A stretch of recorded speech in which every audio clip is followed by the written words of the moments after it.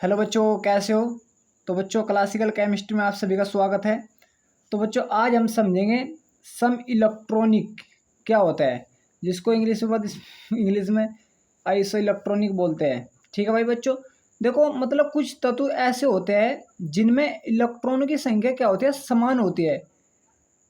तो उनको ही हम क्या बोल देते हैं, एक दूसरे का सम इलेक्ट्रॉनिक बोल देते हैं। जैसे भाई लिख लो इसकी डेफिनेशन, वे अलग अलग तत्व भाई अलग अलग होने चाहिए, एक मत होने का नहीं भाई। वे अलग अलग तत्व जिनमें इलेक्ट्रॉनों की संख्या समान होती है भाई, जिनमें इलेक्ट्रॉन संख्या क्या हो जाए बच्चों, समान हो जाएगी, उसको हम क्या बोल देंगे, सम इलेक्ट्रॉनिक कहलाते हैं भाई। क्या बोल देंगे, सम इलेक्ट्रॉनिक। जैसे भाई यहाँ पर ध्यान दो भाई, नाइट्रोजन नाइट्रोजन का परमाणु क्रमांक कितना होता है भाई, 7। 7 होता है भाई, 7 होता है और 14 है। तो जब इसका परमाणु क्रमांक 7 होता है, इसमें मतलब प्रोटॉन की संख्या कितनी होती है, 7 भाई।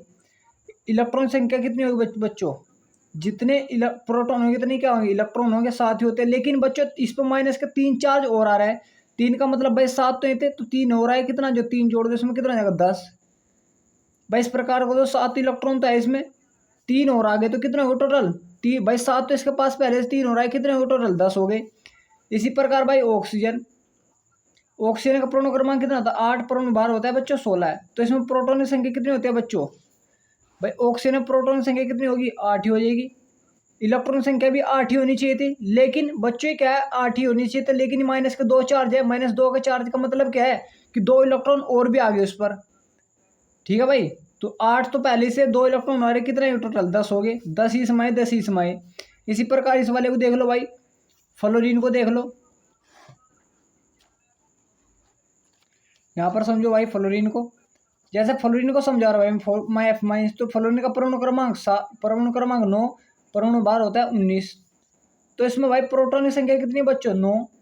ठीक है भाई, इलेक्ट्रॉन की संख्या कितनी भाई, 9 ही होनी चाहिए थी, लेकिन एक इलेक्ट्रॉन हो रहा, तो कितने हुए टोटल, 10 इलेक्ट्रॉन हो गए। कितने हो गए बच्चों, 10 हो गए। ठीक है, तो 10 इसमें, 10 इसमें, 10 इसमें। एन में देख लो, एन प्लस का मतलब क्या भाई, इसका होता है परमाणु क्रमांक 11, परमाणु भार 23, ये होता है। तो एन प्लस का मतलब क्या भाई, प्रोटॉन की संख्या क्या है इसमें, सबसे पहले 11 है।